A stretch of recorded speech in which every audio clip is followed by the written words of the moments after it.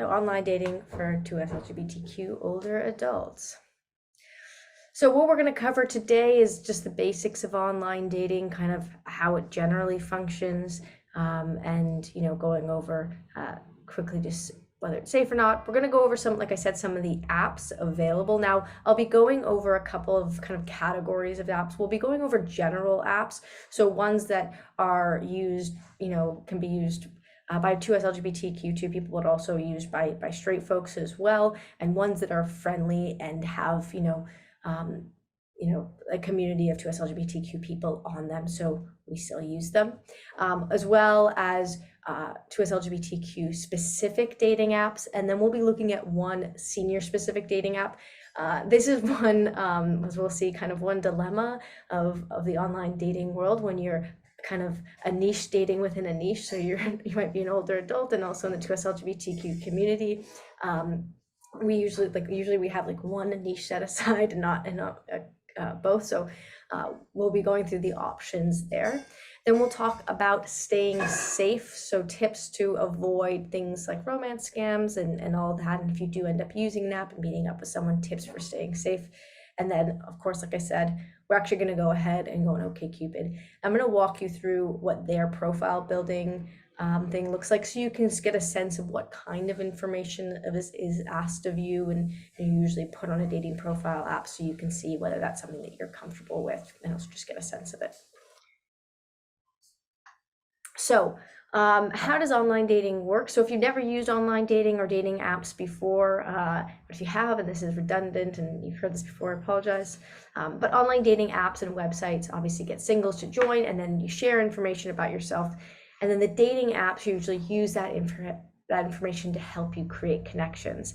Now, sometimes those connections are picked out by the dating apps themselves, and they look at information on your profile, like your interests, age, location, to make those matches. And sometimes it's more up to you to make those selections. So there's kind of a differing kinds of ways dating apps work. And as I said, apps might use information like your age, but then also your age preferences, your location, your interests, and also they may also use who you have previously interacted with to choose matches for you.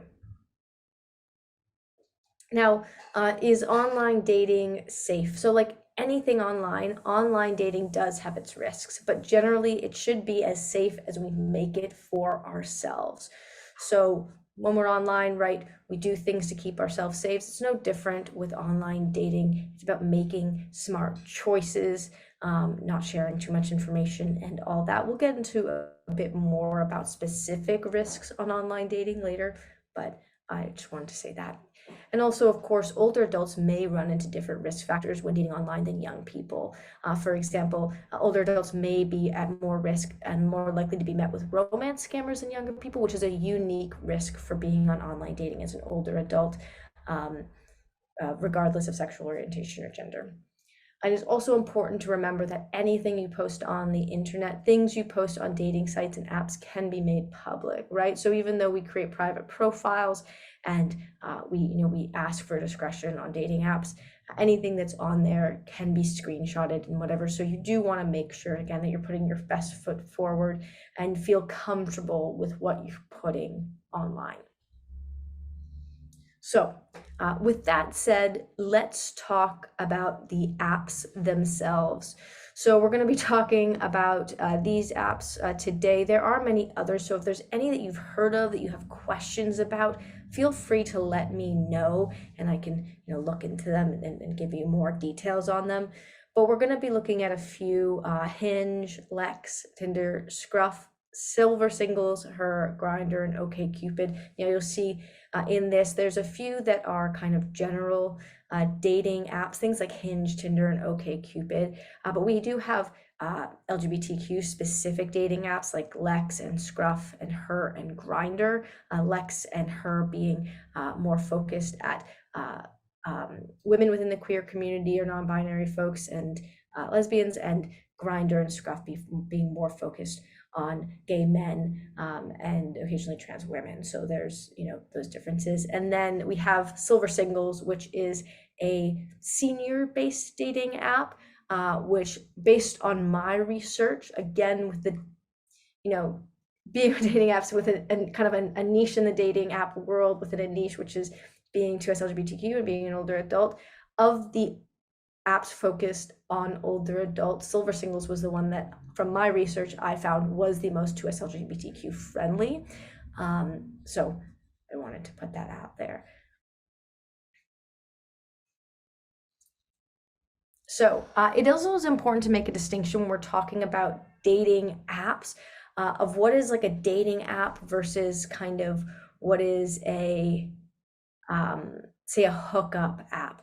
So things, to hookup apps is people where you just have, kind of one-off hookups with people. You meet up once and that's kind of the end of the interaction, versus dating apps, which might, be a place to meet either short-term dating partners or long-term dating partners. Apps like Tinder and Grindr are more often used as hookup apps. Now, that's not to say that if something is a dating app, that someone's not on there just looking for a hookup, right? So we always want to make our intentions clear on these apps. But like I said, Tinder and Grindr tend to be more hookup apps. Apps like Lex, which is one of the apps I mentioned, which is more geared towards queer women and non-binary people, it actually tends to double as more of a great friend finding app. I've used that app, and I've seen on it, and it tends to garner more friendships and activity partners than romantic partners. But apps like Hinge, Her, Scruff, OkCupid, and Silver Signals are what I would describe as true dating apps, where people tend to be more generally looking for relationships or short-term dating. But that being said, doing research is an important step when getting started on a new app to understand the culture of the app, because again, these websites and apps will all have their own culture and things that they prioritize in terms of types of dating or types of people they attract.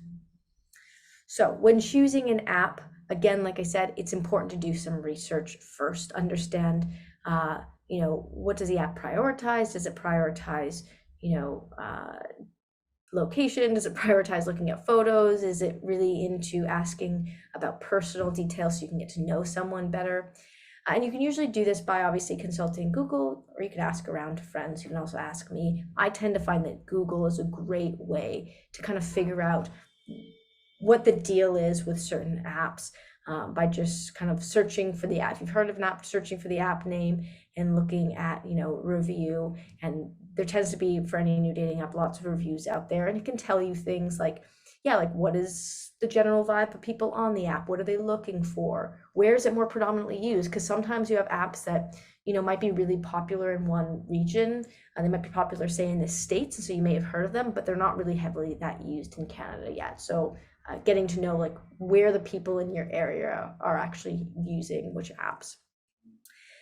And again, like I said, all apps have to tend to have their own culture or type of connection they promote.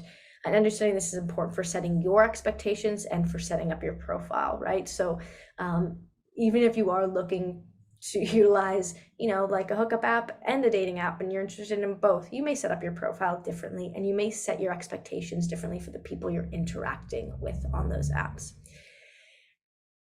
And then lastly, in choosing an app, you also want to consider, like I said, kind of the types of demographic that use the app, the predominant gender. Some apps, like I said, tend to gear more, in like some of the 2SLGBTQ apps tend to gear more male, and some tend to gear more towards the lesbian community. Some might gear more towards the trans community, whatever it might be.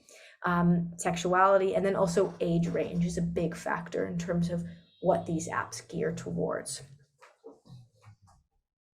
So we'll start with Tinder. Tinder being kind of, in terms of the dating app of the new era, tends to be the big name. Now, Tinder as an app consists mostly of a swiping left or right kind of technique of swiping on pictures until you find someone who likes you. This is really common among kind of modern dating apps, specifically ones that we would have on our smartphone, kind of that instant gratification thing.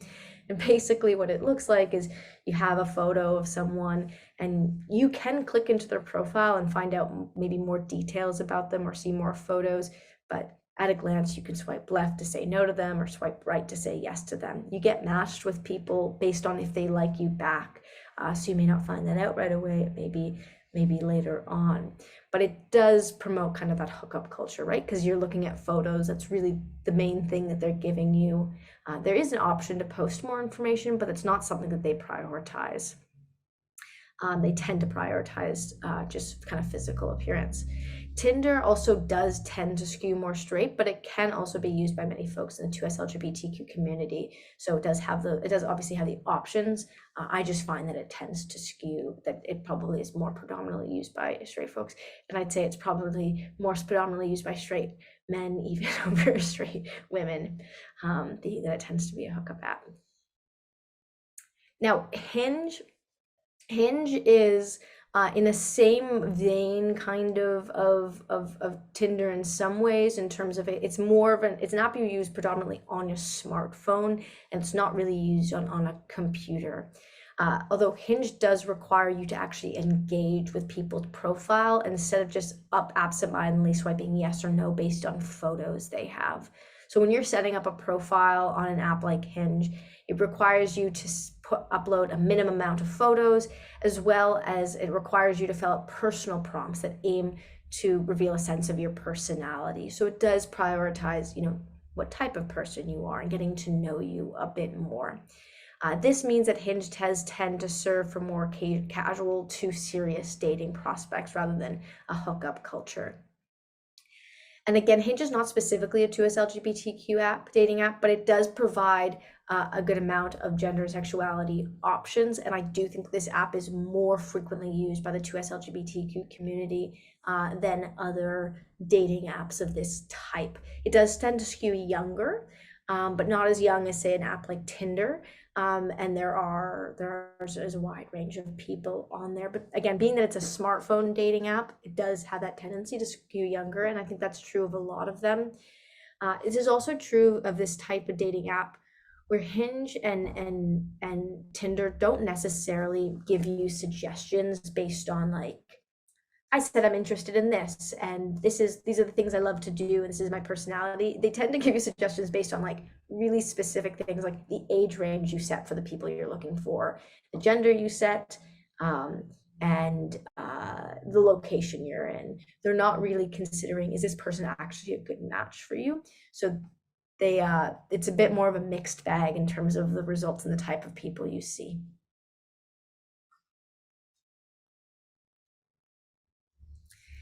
Now, Lex, as I said, it's more geared towards queer women, lesbians, and non-binary folks. It is a tech-centered social. This is what they wrote, so I just wanted to quote it because it was better than I could write it.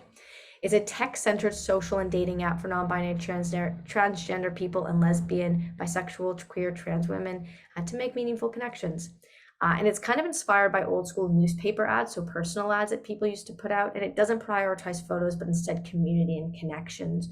So how this app works basically is that people set up profiles, and you can add photos and information about yourself, but it's not necessary. And kind of what happens is that people in your area will put things up there. You may say, hey, I'm really interested in going for a hike this weekend. Is there anyone here that's interested in, getting out of the city and going for a hike? Stuff like that. So it's more about finding mutual connections over activities and things you like doing.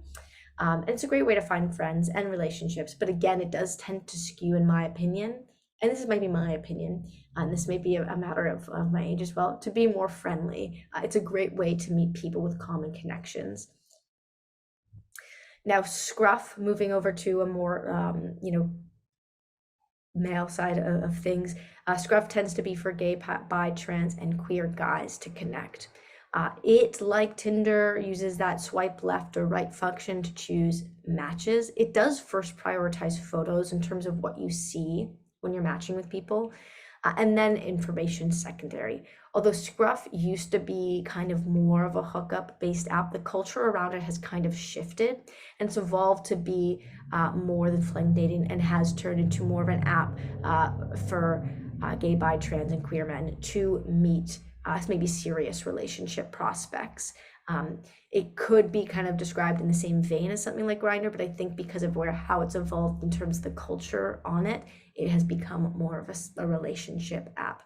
and it is often described as like a refined version of Grindr, which if you haven't heard of Grindr, I'll explain, but I'm sure you've heard of Grindr. But yeah, so it tends to be a better option when we're looking at that name. Now, we're moving back to the other direction. It was a dating app originally conceived with the goal of just providing lesbians with their own dating app. So this is specifically a lesbian focused dating app. Of course, it does probably provide openness to, trans folks and non-binary folks, but its main base is lesbians. So it provides a social space for queer ladies all around the world of all affiliations to connect and share and find love. It's known to be more of a relationship app than a hookup app. This is one of those. It does have that minimum photo requirement and information requirement. So you can't just create a profile with one great photo and nothing else. You do have to fill in information about your interests and a bit about your personality. So it does facilitate that bit of getting to know each other. And it does prioritize showing of information about the person as well as their photos. I'd say the setup of this app is pretty similar to something like Hinge, where basically you get this profile that has a mix of photos and information, and you can engage with different parts of that person's profile.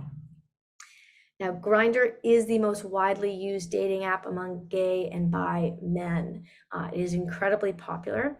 It is obviously predominantly catered towards gay and bi men. You will not find a lot of women on there. I'm not even sure if you can. I'm sure you can set up a profile as a woman on here, but it's not common. And it is definitely known to be more of a hookup app. It is a location-based app, like many of these are, but it does take it to a different degree. And it really works to find you people who are close by, like very close by. Like you could go down the street and find them and hook up with them close by. And so it does prioritize distance over other qualities you might find in a match. It is really its main thing. And of course, being the whole culture of it, it does prioritize photos over personal details. I will say, with knowledge of this app based on people I know and friends, it does tend to be a more people in this app can tend to be more aggressive. So it's something to be aware of with any of these apps. I think that speaks to the culture of the apps, but our culture in general, even if we're looking at those apps, it's important to acknowledge that as we look at these apps, the ones that tend to be focused and steered towards the gay female community my comment tends to be like, it's a great way also to meet friends. And when I'm talking about the gay male, it's like it's a hookup app. There is that culture, and it's infused in these apps in the way that it might be infused into a regular day-to-day interactions with people within the community. So that exists within how these apps are set up. That's why I showed first those kind of generalized dating apps, because what I've found in my research and my experience is that when we get apps that do cater towards that niche community, they tend to cater towards the predominant culture of that dating community. So sometimes it actually can be, in some ways, more helpful to go to one of the non-2SLGBTQ focused apps than the general apps, because they just serve a more general purpose, right? And they don't have a strong of a cultural hold in terms of expectations and stuff, right? So it can sometimes be a better option in certain ways. At least that's what I've found. That's my opinion. So yes, and then OkCupid. OkCupid is, so of the ones I went through, a lot of those are mostly based on your phone. They can be used on the computer, but they prioritize a kind of smartphone use. An app like OkCupid can be used both on your smartphone and computer with ease. And it does require users to disclose what they're looking for on a dating site, whether that's long-term, short-term, hookup, and it does make it tend to be more of a dating app and a long-term dating app. OkCupid is open to anyone of any gender or sexual orientation, but it has been known to be a great option for the 2SLGBTQ community. I can say from experience that I've used this website, and I do think that it provides a lot more basis for forming connections. It does ask you a lot of questions. It requires that you fill out a survey in order to have a complete profile. And it uses your survey answers about, expectations and needs and wants you have in order to match you with people. It does obviously allow you to make, maximum and minimum distance requirements and age and all those different things that these other apps also do, but it does take into account more you as a person and what you're looking for.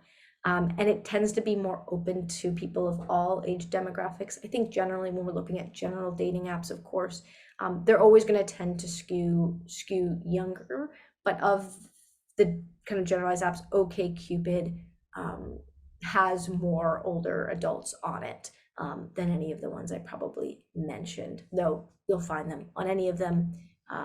This one is a general one, is like the best kind of that in that sense. And that's why we're going to be looking at this one, because I do think it's a good one. And also the setup process will be similar to other ones. Yeah. And then lastly, we have Silver Singles, which is a dating website that is aimed at older adults with the goal of finding serious, meaningful relationships. It does use details like age, location, and then that user kind of personality survey to suggest the most compatible partners possible. It prioritizes meaningful connections by way of common interest, goals, and wants, much like OkCupid does. And it's for older adults. And I think that, like I said, among the dating apps catered towards older adults that I found, it is the most 2SLGBTQ friendly. Now, these are general safety tips for kind of engaging online as well, or in any sort of thing, but obviously like we've specified them for this purpose. So one thing to always consider when we're talking about online dating is romance scams. They are prevalent anywhere on the internet that you're kind of interacting, but they can obviously always and more likely happen on dating apps. And romance scams do tend to target older adults more frequently than other groups. So some things to look out for in terms of, when you're interacting with someone on an app, and some things that might set off alarm bells for you. The scammers tend to move quick. So if someone is moving the relationship along quicker than seems normal or than you feel comfortable with, this may be a sign that they're a scammer, right? They want to get you vulnerable and make you vulnerable by way of your overwhelming emotions and feelings towards them. Another thing to look out is that they meet all your expectations, right? No one is perfect. Scammers get people to put on their blinders by creating a perfect persona that can't be resisted, right? They're saying everything right. They agree with everything you're saying, right?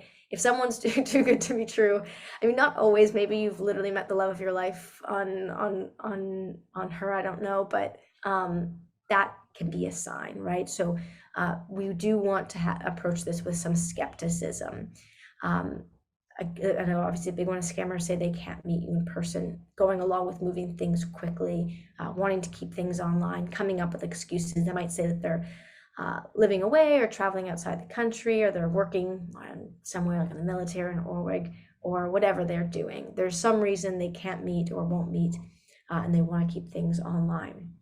Not to say that you can't meet someone in person and they can't also still do this. So those two first things really still important to consider. And scammers will, of course, ask you for money and tell you how to pay, right? That is the end goal that they have there. Once they gain your trust, they'll ask for your help to pay for something, medical expenses. Maybe they said they live somewhere else and they'll ask you to help you pay for their flight so they can come and see you because they love you so much and they really, really want to just be able to see you in person. So all those are the kind of the main things, and they can seem silly when we look at them in this context and we're like, yeah, obviously, like I would never fall for that. But love is obviously a powerful emotion and we can get tricked into things like this. So it's still important to consider and remember these things, regardless of how smart or how rational we think we are as people. Now, the other thing to do, so if you do suspect someone is leading you on as a scammer or whatever, these are ways to deal with them. So first of all, stop communicating with them right away. This is a great way to to just stop the communication, but also to see how they respond. If they respond really desperately, that can also be like then another sign that they're a scammer, that they really so desperately want to keep onto this because they want to obviously complete their con, right? But also talk to someone you trust and get their opinion on it.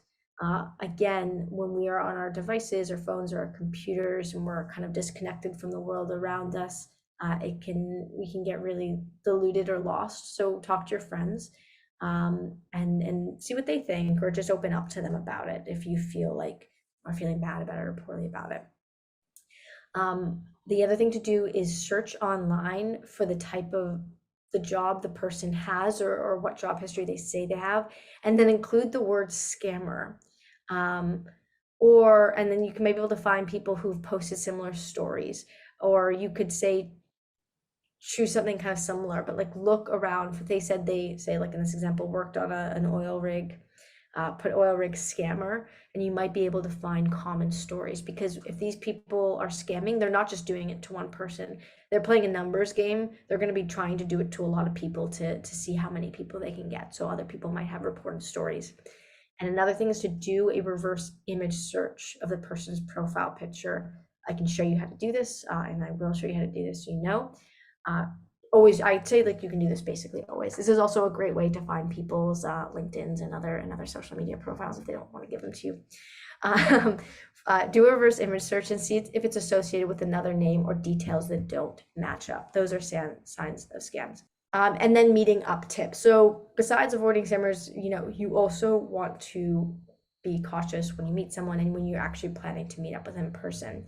If they do happen to have them, it may not be the tendency in your age group, I understand, but if they have social media, ask for their social media, or try to find it, because it can help you get a sense of like, what are they posting about? Do you have mutual friends? Do you know, do they tend to have people following them, or do they have like a blank slate online? And you just want to see, if they have some sort of footprint online, because most people at this point do, and it's just good to see that. Ask for more pictures, right? Again, too, if you think this person might be a scammer, it would be good to ask for more pictures. Do this as subtly or obviously as you need to, but always a good thing to do. Always agree on expectations before and set boundaries. Now, again, this doesn't have to be so obvious and so like, kind of awkward, but it is good to talk about what you're looking for. Generally, you don't want to find yourself in a situation where you're looking for, a nice date and someone's looking for a hookup, and then it's like this uncomfortable, pressury situation. Leave valuables at home just in case. Tell someone your plans. If you're meeting up with someone, tell someone else in your life that you're meeting someone and where you're meeting them, so that they know where you're going. And meet wherever you feel most comfortable. Meet in a safe, open space, a place that you maybe frequent, that that feels comfortable and safe to you. And as always, don't be afraid to say no, whether you say no before you get to the date, whether you get to the date and the person is completely off from what they said they were and you want to leave. Don't be afraid to say no, right? We don't have to be worried about hurting people's feelings or offending them if we feel unsafe. So those are our big ones. And then I have just this section on expectations. Again, when starting off on dating apps, it's important to do that research and consider what kind of dating culture any given app promotes, and know ahead of time what you're getting into. Along with doing your research and finding the apps that meet our wants and needs, it is important to set boundaries and limit our expectations with online dating. And that's not something that you have to communicate with the other person, but just for yourself. Understand what you're looking for, understand what your boundaries are and your limits are, and stick to them, and just, know what you're looking for when you get into it. And if you are meeting with someone, this kind of goes with the last one, but plan a low pressure first meeting, like a walk or a coffee date. This way you can get to know someone and establish if there is a connection before you enter into a potentially higher pressure situation, like getting drinks or going for dinner, and before, you put yourself in any sort of situation that might potentially be unsafe or otherwise, right? Daytime, easy, stuff like that. Now, we are going to talk about building a profile now, and we're going to do it on live OkCupid. So I come to the site and click sign in or join OkCupid. Again, there's an app as well. The first thing that these things generally ask for is your email address, right? So it can connect it to a known person. I'll put this one in. So I'm just going to click next. This one is then going to ask, and these will all work different, but it's pretty similar. It's going to ask for a password. I'll make one really quickly. As always, if you need to see the password you typed in, because it's encrypted with those dots, you can click that eye and it shows you what you actually typed.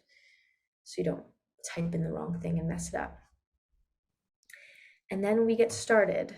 I am gonna once again create a fake profile, because if I create a real one, my girlfriend's in the other room, and then someone it's gonna be bad. I just heard her laugh at that, I think. Yeah, she's still laughing. So I'll just make a fake one for now. You shouldn't do this. This is like like someone doing this to scam, but I will do it just, I'll put in my real date of birth. Who cares? Oh, right, that is old. Yeah. I thought I was 28 for a second, and so saying I was 27 was like a nice, it's just nice. Country, city, obviously, right? Location. If you're using a phone, it might like it can track your location, so it does that for you generally. Next, and then here we can see it has the basics, but then you can get into different gender identities as well. You can see they have a huge variety here, so it's quite open.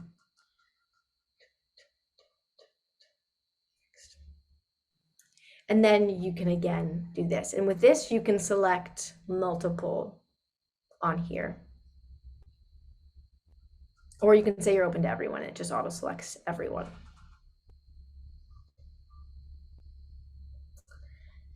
And then this one does do this. What are you looking for? And this one also includes a friends option. It may not be that used by people just looking for friends, but it can also be used that way. And then you can also see non-monogamy options on this one as well. So you can set those as well. Then you look at your dating range, your age range on here, all the way up to 99. Unfortunately, if you're over 100 years old, you're out of the dating pool, according to okay, Cupid. We'll click next. And then it's going to ask you to add photos. There's photo rules on here, right? Again, they don't like photos that just you're not in, where your face is hidden. They don't want pornographic photos on this one, meaning this is more of like a friendly dating app versus, again, a hookup app. There we go. And then it's going to ask a bit of a self-summary.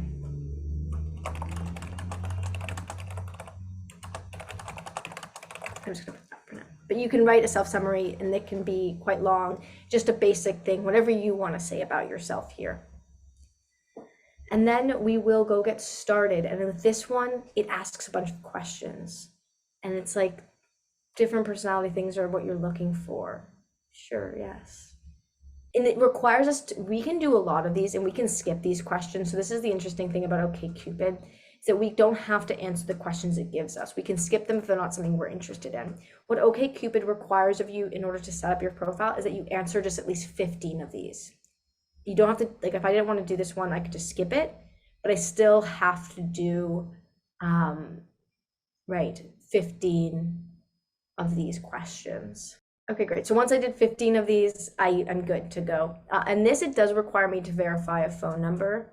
I guess I do have to set one up, and this is just to double confirm our profile. Again, this is a safety protocol. This is so scammers can't come on that don't have a connected number or any sort of phone number and access this app. It's a safety thing. So this varies from app to app as well. And then it will start working, and I've set up my profile. Now this one is one that, requires actually a bit more setup. How often these are like less things, but here we are. I can start to see people on the app, and it will like give me matches, like, and match percentages and all of this. And I can look around. This one you can see is like a really busy app. We can go into people. So this is one person that they said I had a 92% match with. I can see all of these things about them. I can click in to see photos. We can like go in. I can comment on specific photos too.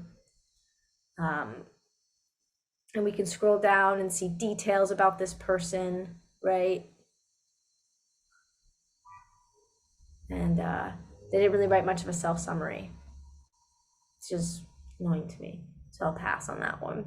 Or if you and you can keep going, see this person has a lot of information on here, what they're interested in, and it gives me more of an idea.